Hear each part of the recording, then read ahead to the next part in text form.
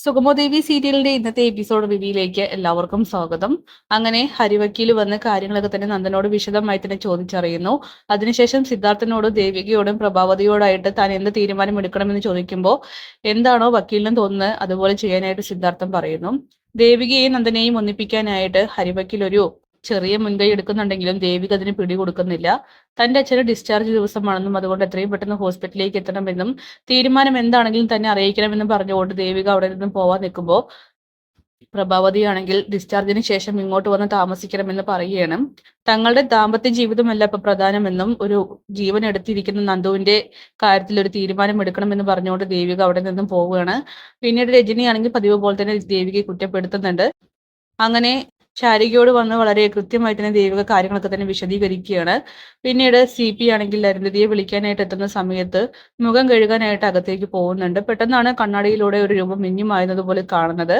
ഇവിടെ ആരോ ഉണ്ട് മേഡമെന്ന് പറഞ്ഞുകൊണ്ട് CP നിലവിളിക്കുന്നു. ഇവിടെ ആരുമില്ലെന്ന് അരുന്ധതി വരുത്തീർക്കാൻ നോക്കുന്നുണ്ടെങ്കിലും ഋഷി മറഞ്ഞു നിൽക്കുന്നത് CP കാണുകയാണ്. പെട്ടെന്ന് തന്നെ ഋഷിയെ പിടികൂടുന്നുണ്ട്. മറ്റാരോ എന്ന് കരുതിയിട്ടാണ് നമ്മുടെ CP അങ്ങനെയൊക്കെ ചെയ്യുന്നത്. കള്ളം കയറി എന്നൊക്കെയാണ് അയാൾ കരുതുന്നത്. ഋഷിയെ കണ്ടയുടൻ ആകെ ഷോക്കായി പോവുകയാണ് CP. മേഡം, ഇത് ഋഷിയല്ലേ? ഋഷിമോൻ എന്താ ഇവിടെ? അപ്പോ അവനെ കാണുന്നില്ലെന്ന് പറഞ്ഞ് മേഡം വിഷമിച്ചതൊക്കെ? അങ്ങനെ ഞാനെല്ലാം പറയാം അങ്കിൾ എന്നൊക്കെ പറഞ്ഞുകൊണ്ട് ഋഷിയാണെങ്കിൽ CP ഒന്ന് സമാധാനിപ്പിക്കാനായിട്ട് നോക്കുകയാണ്. ഓ, അതുകൊണ്ടായിരിക്കും മേഡം ഇപ്പൊ കൂളായി നടക്കുന്നതല്ലേ? കുറച്ച് ദിവസങ്ങൾക്ക് മുന്നുള്ള മേഡം ഇങ്ങനെ ആയിരുന്നില്ല. എന്നോട് എപ്പോഴും വിഷമം പറയുമായിരുന്നു. ഇപ്പോ മേഡത്തിന്റെ മാറ്റം കണ്ട് ഞാനും അത്ഭുതപ്പെട്ടിരുന്നു. ഋഷി ഇവിടെയുള്ള കാര്യം തന്നോട് എന്തുകൊണ്ട് അറിയിച്ചില്ല എന്നൊക്കെ ചോദിച്ചുകൊണ്ട് CP ആണെങ്കിൽ പരിഭവം പറയുമ്പോൾ എല്ലാം പറയാം എന്ന് പറഞ്ഞ് ഋഷിയാണെങ്കിൽ തന്റെ എല്ലാ പ്ലാനിങ്ങിനെ കുറിച്ച് പറയുന്നു. ഒരു കാരണവശാലും ഇത് പുറത്തു വിടരുതെന്ന് പറഞ്ഞുകൊണ്ട് CPയെ ഭീഷണിപ്പെടുത്തുന്നുണ്ട്. വിട്ടാൽ താൻ എന്താ ചെയ്യാൻ പോകുന്നത് തനിക്ക് പോലും അറിയില്ലെന്ന് പറഞ്ഞ് CPയെ ഭീഷണിപ്പെടുത്തുകയാണ് ഋഷി ചെയ്യുന്നത്. അങ്ങനെ മാധവനാവട്ടെ രാധികയോട് പറയുന്നുണ്ട്, തനിക്ക് ദേവിക മോളെ ഒന്ന് കാണണം, കണ്ട് ഒരുപാട് കാര്യങ്ങൾ സംസാരിക്കാനുണ്ടെന്ന്. അവളെ ഒന്ന് വിളിച്ചിട്ട് വരാമോ എന്ന് ചോദിക്കുമ്പോൾ രാധിക ചെന്ന് കാര്യങ്ങളൊക്കെ തന്നെ ദേവിയോട് പറയുകയാണ്. അച്ഛൻ എന്തിനാ തന്നെ കാണണമെന്ന് പറഞ്ഞും ദേവിക ചോദിക്കുമ്പോൾ, മോളെ എനിക്ക് മോളൊരു കാര്യം ചെയ്തു തരണം. എന്താ അച്ഛാ? എന്താണെങ്കിലും അച്ഛൻ പറഞ്ഞോ? അത് മോള് നന്ദനെ ഇങ്ങോട്ടൊന്ന് വിളിച്ചു വരുത്താൻ, അവനോട് മോളോടുമായിട്ട് എനിക്ക് കുറച്ച് കാര്യങ്ങൾ സംസാരിക്കാനുണ്ടെന്ന് മാധവൻ പറയുന്നു.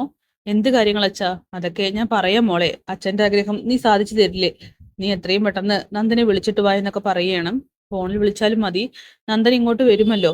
അങ്ങനെ നന്ദൻ വരാൻ പറ്റാത്ത സാഹചര്യത്തിലാണെന്നൊക്കെ പറയുന്നുണ്ടെങ്കിലും മാധവൻ അതൊന്നും സമ്മതിക്കുന്നില്ല. നന്ദനെ ഇങ്ങോട്ട് വരാൻ തന്നെ അയാൾ വാശി പിടിക്കുകയാണ്.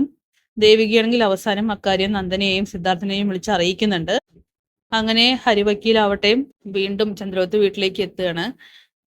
നന്ദനെ കൊണ്ട് ഒരിക്കലും ഒറ്റയ്ക്ക് ഇതുപോലെയൊന്നും ചെയ്യാൻ കഴിയില്ല എന്നും തനിക്ക് നന്ദന്റെ ആ ഒരു വെളിപ്പെടുത്തലുകളിൽ സംശയമുണ്ടെന്നും ആരൊക്കെയോ സഹായത്തിന് തന്നിട്ടുണ്ടെന്നൊക്കെ പറയുമ്പോൾ സിദ്ധാർത്ഥനാണെങ്കിൽ പ്രഭാവതിയോട് ചോദിക്കുകയാണ്, എന്തെങ്കിലും നിനക്ക് അറിയാമെങ്കിൽ അതൊന്ന് തുറന്നു പറയുന്നു. പ്രഭാവതിയാണെങ്കിൽ കെവിനെയും ഇസബല്ലയെയും മാക്സിമം സേവ് ചെയ്യാനായിട്ട് നോക്കുന്നുണ്ട്. പിന്നീട് ഹരിവക്കീൽ പോയതിനു ശേഷം വീണ്ടും നന്ദനാണെങ്കിൽ, അച്ഛ ഇതിനു പുറകിൽ ഞാൻ മാത്രമേ ഉള്ളൂ, മറ്റാരുമില്ലെന്ന് പറയുമ്പോൾ നീ ഇനി കൂടുതലൊന്നും പറയണ്ട. അദ്ദേഹം വെറും ഒരു വക്കീൽ മാത്രമല്ല, അറിയാലോ, ജഡ്ജ് കൂടിയാണ്. അതുകൊണ്ട് ഹരിയേട്ടൻ എന്താണ് തീരുമാനിക്കുന്നത് അതുപോലെയായിരിക്കും നടക്കാനായിട്ട് പോവുക. ഹരിയേട്ടൻ ആരൊക്കെയോ സംശയമുണ്ട്. ഈ പറയുന്ന ഇസബല്ലയെയും കെവിനെയൊക്കെ തന്നെ ഒന്ന് ചോദ്യം ചെയ്യേണ്ടി വരുമെന്നൊക്കെ പറയുമ്പോൾ ഇത് കേട്ട് നന്ദനാണെങ്കിൽ ആകെ ഷോക്കാവുകയാണ്. ആ ഒരു ഞെട്ടലിൽ തന്നെ സിദ്ധാർത്ഥനും ഏറെക്കുറെ കാര്യങ്ങളൊക്കെ മനസ്സിലാവുന്നുണ്ട്. അപ്പൊ കാത്തിരിക്കാം. കഴിഞ്ഞ എപ്പിസോഡിനായിട്ട്